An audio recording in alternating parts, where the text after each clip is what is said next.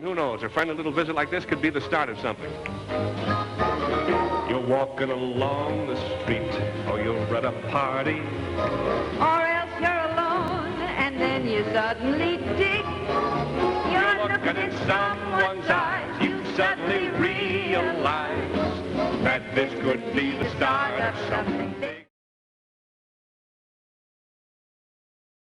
Hey, Kim here. All right, I hyped this day a fair amount in my Thursday video, and here we are. It's easy to write off Friday. It's the end of the week, and we've already talked about more than a few legendary shows in 1965. Every show one thinks about with a hint of nostalgia, it has been on the air in 1965. As they say, you ain't heard nothing yet. Now, let's get on with Friday night. Jumping into the night, there's a fascinating head-to-head matchup happening, particularly between ABC and CBS. While there's little crossover here, both of these shows are still firmly imprinted in my memories. ABC started the night with the final season of The Flintstones.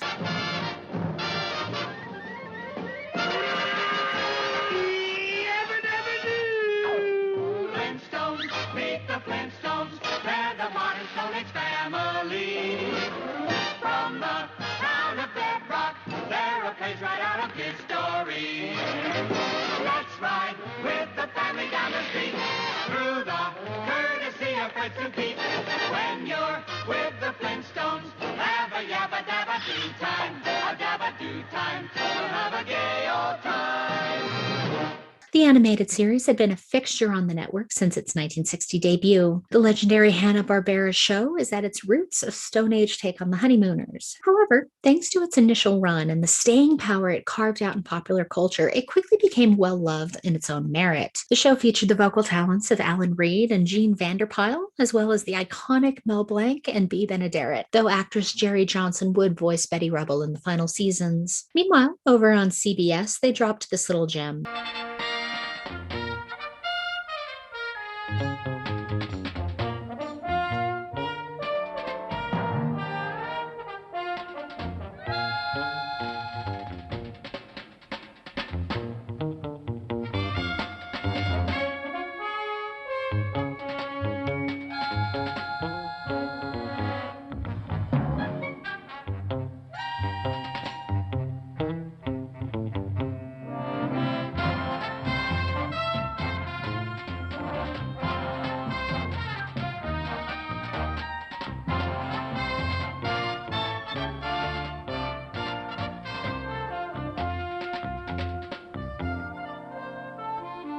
Wild Wild West began its debut season in the fall of 1965, starring Robert Conrad and Ross Martin in the debut and fun part Western, part spy drama, combining all the popular trends on television during the last few years. The show followed government agents Jim West and Artemis Gordon as they brought law and order to the Wild Wild West. The show would go on to run 4 seasons before its cancellation in 1969. Meanwhile, NBC started the night out struggling against its dynamic competition. To open the night, they aired the first and only season of Camp Run-Amok. The series starred Arch Johnson, David Ketchum, Dave Madden, and is described as following the wacky hijinks at a boys' summer camp. The show was unfortunately placed in a challenging spot and only ran 26 episodes before its eventual cancellation. While Wild Wild West finished, the other 2 networks went head-to-head with dueling comedies. They started with another series attempting to loosely reboot a well-trod franchise with Tammy. The half-hour comedy starred Debbie Watson in the title role opposite Denver Pyle, Donald Woods, and journeyman George Firth. The series followed Tammy as she traveled between her Bayou family on a houseboat and her job working for the wealthy Brent family on their plantation. Like ABC's Wednesday night offering Gidget, Tammy initially came from a series of books and had been adapted into 3 feature films before coming to television. Tammy ran 26 episodes before its eventual cancellation. Meanwhile, NBC aired a series called Hank, which starred Dick Coleman, Linda Foster, Katie Sweet, and Howard St. John. The half-hour comedy is described as following the titular character, played by Coleman, who is a teenager attempting to raise his younger sister, played by Sweet, after the death of their parents. In order to get ahead in life, he humorously juggles odd jobs, his personal life, and attempts to scheme his way into a college education. The series came to an end in 1966 with what is discussed as a very early example of a true series finale, bringing the story to a close, seeing Hank finally admitted to college. As the hour turned, all three networks came with brand new shows. We all know the theme song.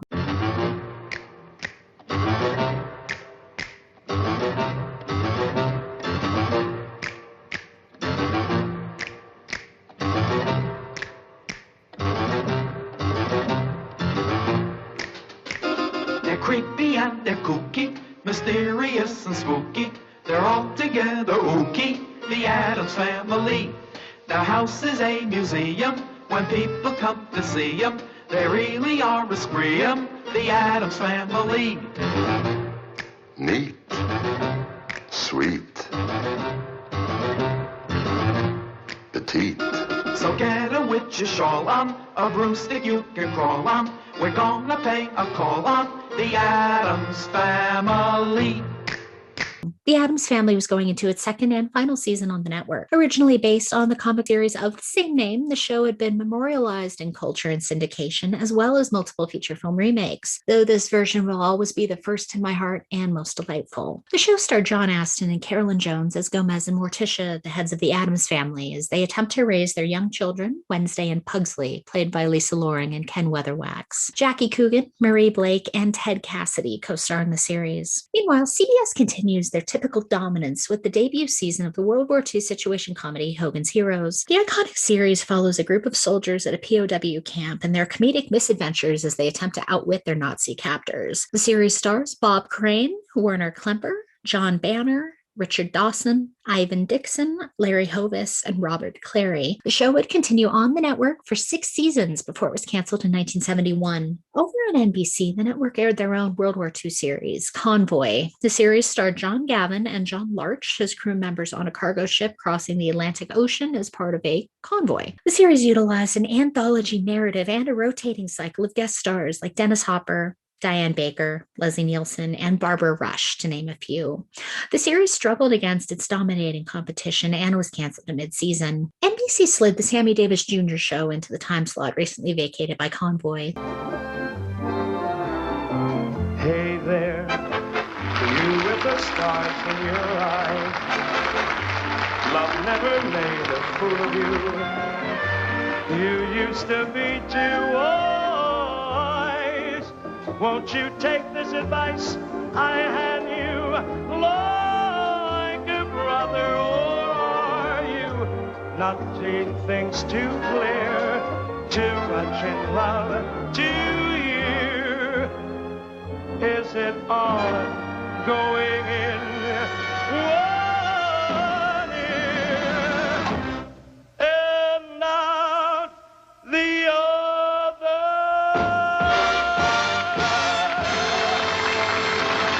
The show, as you can tell, was a variety show hosted by the crazily talented, heck, I'll say it, most talented member of the Rat Pack, Sammy Davis Jr. This also makes sense. As we discussed, fellow Rat Pack member Dean Martin had his own show on the network to close out the Thursday night lineup. The show, which features a lineup typical of a mid-60s variety show, was canceled after a half season.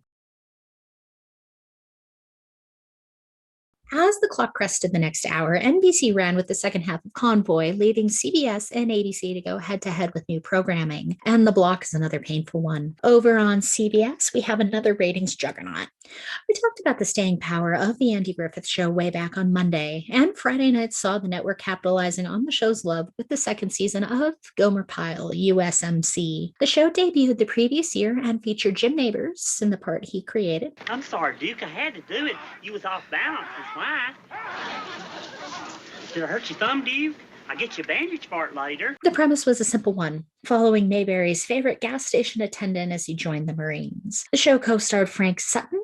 Gomer Pyle USMC was a decisive hit and would remain on the network through 5 seasons before it was canceled in 1969. As we've shown throughout this week, only a turn of the dial separates a hit and a flop in television, and not every show can be a hit. ABC provided the alternate programming to Gomer Pyle in the form of the half-hour spy series Honey West. The show starred Anne Francis as the titular character, a private investigator solving crimes and swinging burgeoning Los Angeles. John Erickson co-stars as Sam Bolt, her assistant partner and General Boy Friday. Like Gomer Pyle, the show was a spinoff coming from Burke's Law, which we talked about as part of the Wednesday night lineup. As I mentioned previously, there was a definite trend of women helming shows during this year, but unfortunately, Honey West was another which just was trounced in a rough time slot. The show was canceled after a single season.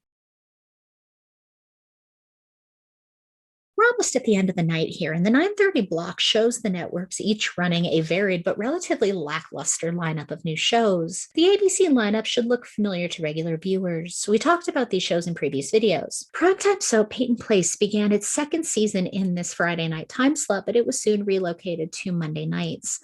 ABC orchestrated a relatively simple flip-flop early in the season, moving Peyton Place to Mondays and replacing it with the final season of comedy The Farmer's Daughter. Meanwhile, NBC continued their war block with the hour-long drama Mr. Roberts. The series began life as a stage play and was later produced as a 1955 feature film starring Henry Fonda, Jack Lemmon, William Powell, and James Cagney. This time out, Roger Smith top-lined the show, stepping into the role of the titular character.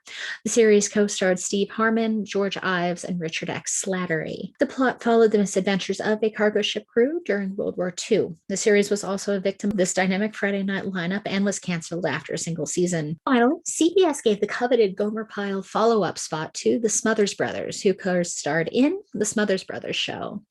A look over the plot description is rather complicated. The series is described as a fantasy sitcom starring Dick Smothers as a record exec, with brother Tom appearing as an apprentice angel after having been lost at sea years before. A look over the Smothers Brothers Show reveals a complex show which feels very ahead of its time. The show did only run for a single season, and memory of it has largely been replaced in popular culture by the Smothers Brothers Comedy Hour, which would debut in 1967. As the night came to a close, the networks dropped a host of hour-long shows appealing to a wide audience and ever-changing tastes. ABC brought the night to a close with yet another variety show, airing The Jimmy Dean Show. Take note, kids, Jimmy Dean is more than the breakfast sausage guy. This would be the final season of the show, which had ran on the network since 1963. Meanwhile, CBS began with what would be the final half season of Slattery's People. The series starred the delightful Richard Crenna in his follow-up to his long-running success on The Real McCoys. This time out, Crenna appeared opposite Ed Asner and Toll Avery. The show featured Crenna as a local politician and examined the extent of his work with his constituents through an anthology narrative. While the show had some definite critical buzz behind it, it didn't lead to popularity. Slattery's People was canceled at mid-season. CBS slid another legal drama series into the slot at mid-season, moving The Trials of O'Brien off its previous spot on Saturday nights. The series starred Peter Falk, soon-to-be legend, in a pre-Columbo role as a lawyer, bringing all the Peter Falky quirks he brings. The series co-starred the equally delightful duo of Elaine Stritch as his secretary and Joanna Barnes as his ex-wife. The show brought an impressive crop of guest stars, but unfortunately it only ran a half season. However, with all the blessings of hindsight, it allowed him to step into the role of Lieutenant Columbo in 1968. And a change of pace for the week, NBC had the long-running favorite of the time slot thanks to this little gem.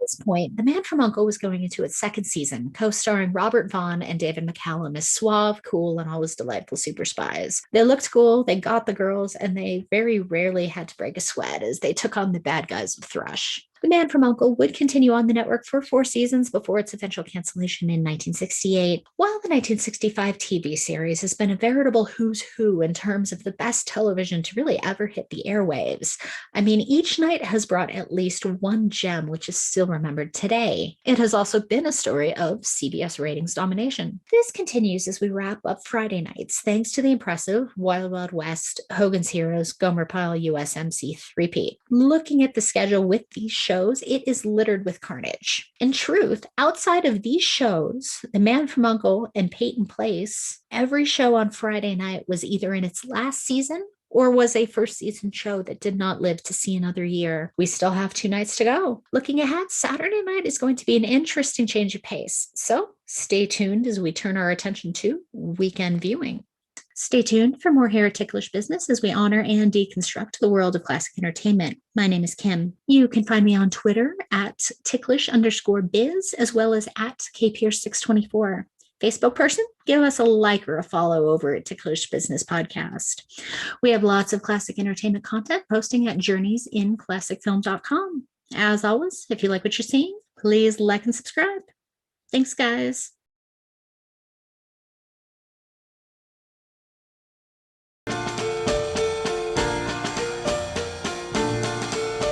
To dream the impossible dream, to fight the unbeatable foe, to bear with unbearable sorrow,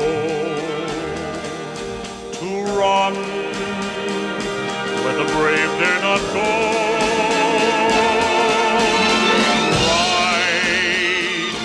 Unrightable wrong, to love pure and chaste from afar, to try when your arms are too weary,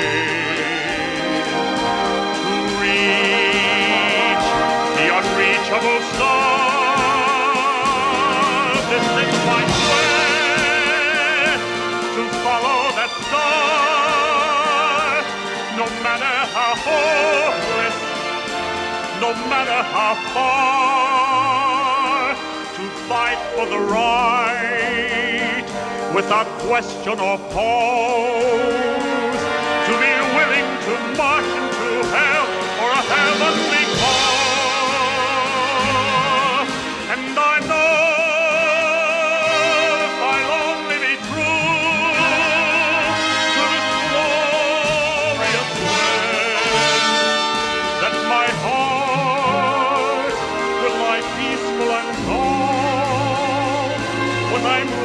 my rest, and the world will be better for this. That one man, scorned and covered with scars, still strove with his last ounce of courage to reach